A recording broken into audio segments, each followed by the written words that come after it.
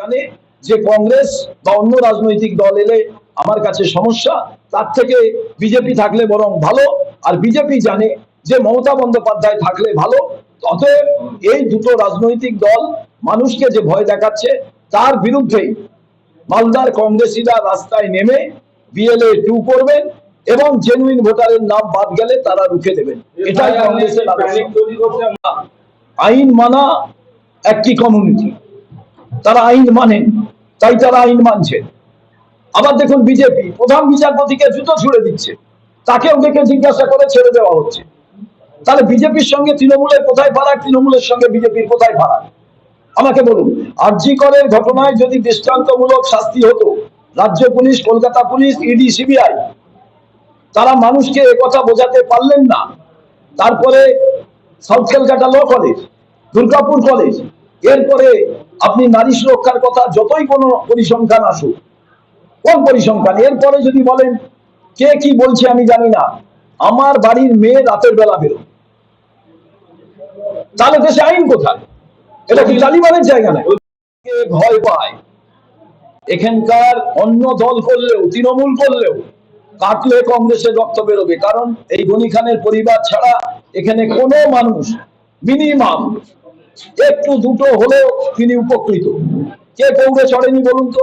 গৌড় যখন চলা শুরু করে শিয়ালদা থেকে, মালদার প্রত্যেকটি মানুষ ভাবেন বরকত গনি খান চৌধুরী চলছে। ফারাক্কা দিয়ে যখন যায়, আমি আগেই বলেছি, চিমনি থেকে যখন ধোয়া ওঠে ভাবে আমি বেঁচে আছি। এই এলাকার কোন মানুষ প্রত্যেকের গা কাটলে দেখবেন কংগ্রেসের রক্ত বইছে। হয়তো সাময়িক কারণে ভয় ভীতিতে গুন্ডাদের জন্য তারা আজকে অন্য দলের হয়তো তাদের ভুল বুঝিয়ে সাপোর্টার করা হয়েছে, কিন্তু কেউই কংগ্রেস পরিবারের বাইরে নয়। তো সেই জায়গায় মুখ্যমন্ত্রী আসবেন আর বিজেপি নেতারা এসে দাপাদাপি করছে, তো প্যানিকই তো বটে। তার কারণ মমতা বন্দ্যোপাধ্যায় আইন শৃঙ্খলার অবস্থাটা যদি ভালো রাখেন তাহলে তো বিজেপির দিকে কেউ যেত না। আজকে থানায় গেলে এই যে বিএলও তৈরি হচ্ছে, এই বিএলওতে এই যে অফিসাররা, আইপিএসরা কাদের নিচ্ছে?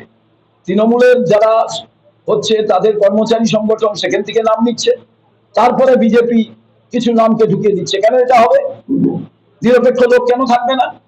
কংগ্রেসের কোনো নেতা তো গিয়ে বলেনি আমার দলের যারা কর্মচারী সংগঠন তাদের থেকে বিএলও নিতে হবে। এত বিএলওর জন্য আগ্রহ কেন? কারণ বিএলওই ওখানে সব জটিলতা পাকাবে। এই বিএলও যদি নিরপেক্ষ না হয় তাহলে কোনো জিনিস করা যাবে না। এবং দ্বিতীয় প্রশ্ন হচ্ছে, আমাকে আজকে বলুন, এমন এমন ইস্যু মমতা বন্দ্যোপাধ্যায় তৈরি করে দিচ্ছে যেটা বিজেপির লাভ হচ্ছে, এই কাজটা কেন হবে?